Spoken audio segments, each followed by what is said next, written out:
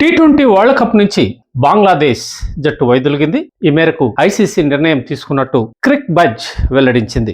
శ్రీలంక, భారత్ సంయుక్తంగా ఆతిథ్యం ఇస్తున్న టీ20 వరల్డ్ కప్ లో భాగంగా బంగ్లాదేశ్ గ్రూప్ సిలో ఆడాల్సి ఉంది. ఈ గ్రూప్ సిలో ఇటలీ, నేపాల్, వెస్టిండీస్, ఇంగ్లాండ్ తో పాటు బంగ్లాదేశ్ కూడా ఆడాల్సి ఉంది. అయితే భారత్ తో నెలకొన్న ఉద్రిక్త పరిస్థితుల నేపథ్యంలో తమ దేశ ఆటగాళ్లు భారత్ లో జరిగే మ్యాచ్ల్లో ఆడరని, కాబట్టి వేదికను మార్చాలని బంగ్లాదేశ్ క్రికెట్ కంట్రోల్ బోర్డు ఐసీసీని అభ్యర్థించింది. దీనిపై సమగ్ర విచారణ జరిపి ఐసీసీ క్రికెట్ కంట్రోల్ బోర్డు భారత్లో అవాంఛనీయ పరిస్థితులు ఏమీ లేవని, బంగ్లాదేశ్ క్రికెటర్లకు ఆ దేశ భద్రతలో ఎటువంటి సమస్యలు తలెత్తే అవకాశాలు ఎంతమాత్రం లేవని ఒక నిర్ధారణకు వచ్చి భారత్తో ఆడాల్సిందేనంటూ బంగ్లాదేశ్ కు తేల్చి చెప్పింది. ఈ నేపథ్యంలో 2 రోజుల్లో తమ నిర్ణయాన్ని వెల్లడించాలని బంగ్లా క్రికెట్ బోర్డును ఐసీసీ ఆదేశించింది. బంగ్లాదేశ్ క్రికెట్ కంట్రోల్ బోర్డు ఎట్టి పరిస్థితుల్లో తాము భారత్తో ఆడలేమని తేల్చి చెప్పడంతో ఐసీసీ బంగ్లాదేశ్ స్థానంలో స్కాట్లాండ్ ను చేర్చి బంగ్లాదేశ్ జట్టును ఐసీసీ టోర్నమెంట్ నుంచి తప్పించింది. ఒకసారి ఈ వ్యవహారాన్ని పరిశీలిస్తే ముస్తాఫిజుర్ రెహమాన్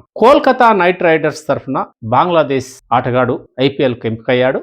అయితే బంగ్లాదేశ్లో ఇటీవల షేక్ హసీనా ప్రభుత్వం కూలిపోయి తాత్కాలిక ప్రభుత్వం ఏర్పడడం, యూనస్ నేతృత్వంలోని తాత్కాలిక ప్రభుత్వం హిందువులపై దాడులు జరిగేలా ప్రేరేపణలు చేస్తుందంటూ భారత్ ఆగ్రహం వ్యక్తం చేయడంతో ఇరు దేశాల మధ్య పరిస్థితులు దిగజారిపోయాయి. ఈ నేపథ్యంలో ముస్తాఫిజుర్ రెహమాన్ ను ఐపీఎల్ నుంచి తప్పించడం పైన ఆగ్రహం వ్యక్తం చేసిన బంగ్లాదేశ్ క్రికెట్ బోర్డు తమ దేశ ఆటగాళ్లు భారత్ లో జరగబోయే టీ20 మ్యాచ్ల్లో పాల్గొన్న బోరని తిరుగుబాటు చేసింది. ఈ నేపథ్యంలోనే ఐసీసీ బంగ్లాదేశ్ క్రికెట్ జట్టుని ఈ టోర్నమెంట్ నుంచే తొలగించింది. ఇదే నేపథ్యంలో పాకిస్తాన్ క్రికెట్ కంట్రోల్ బోర్డు కూడా బంగ్లాదేశ్ టోర్నమెంట్ నుంచి వైదొలిగితే తాము కూడా బహిష్కరిస్తామని ఇదివరకే ప్రకటనలు వచ్చాయి. మరి ఫిబ్రవరి 7 నుంచి జరగబోయే ఈ టీ20 మ్యాచ్ లో బంగ్లాదేశ్ ఉంటుందో ఊడుతుందో కాలం నిర్ణయించాల్సి ఉంది.